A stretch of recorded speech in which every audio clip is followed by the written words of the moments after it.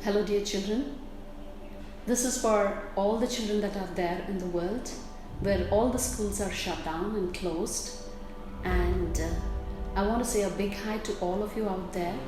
And I just wanted to let you know that my name is Sharmila Solomon and I'm the director of a school in Hyderabad. The name of the school is Cornerstone. Here, while I was working for my children in the school, I've come up with a small questionnaire which is going to work for all of you also. But in the meantime, I also want to assure you that these things are to happen in the world. And I also have a verse from the Bible which goes like this. It is in Revelations. It's the last book that is there in the Bible, chapter 1 and verses from 17 onwards. It says, when I saw him, this is John, when he saw Lord Jesus Christ, this is what he was telling. When I saw him, I fell at his feet as though dead. Then he placed his right hand on me and said, do not be afraid. I am the first and the last. I am the living one. I was dead, and now look, I am alive forever and ever.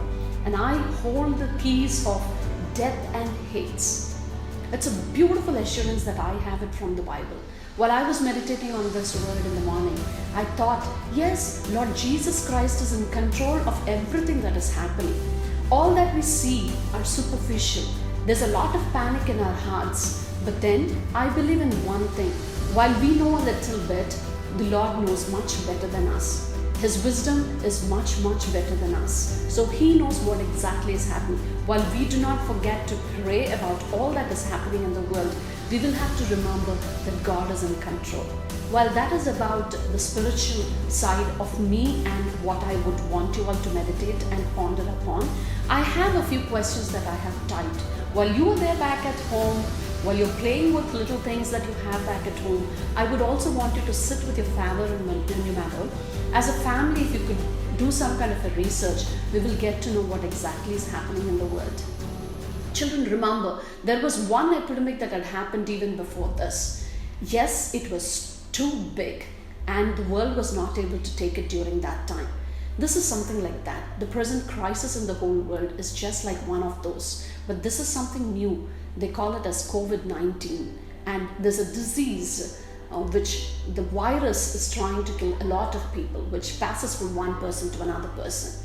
But remember, we'll always remember that God is in control. So that is about it. And while I'm posting these questions, children, I want you all to pause a little bit, and if you want to write it down somewhere and make a little bit of a research which will help you, especially this kind of a research will help children from grade 2 onwards, and probably grade 7, 8, 9 and 10 also will be, this will be very helpful to you. So try and do certain things upon whatever that I'm posting. So you can just pause after this question and then work on it and go to the next question. So my first question goes like this. The first question is, what is coronavirus? Why is it called coronavirus? Why is it called a pandemic? The third question, where did it start first? What is the full form of Covid-19? What are the symptoms of this disease? How does Covid-19 spread? How long is the incubation period of the virus? And how long does it survive on the surfaces? What are the standard recommendations to prevent the infection? Do we yet have a medicine to treat this? What about a vaccine? Who's at the highest risk of developing severe illness? Other than China, which other country has the highest rate of deaths? What is the condition in your country?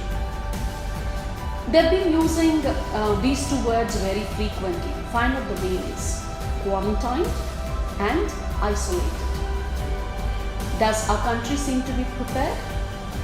Who should wear a mask? How is WHO helping the world? Who's promising the world a vaccine for this disease?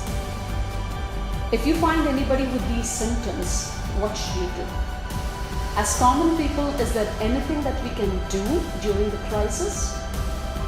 My 21st question, If you were the Prime Minister of your country, or if you were the President of your country, how would you work towards the prevailing conditions?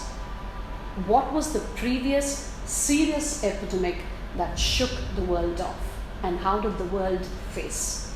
So these are some of my questions. Children, you can just research on it, work on it, and you will get the whole content, and you will also land up in an understanding what the world is going through at this point of time. Be safe. God be with all of you. Thank you.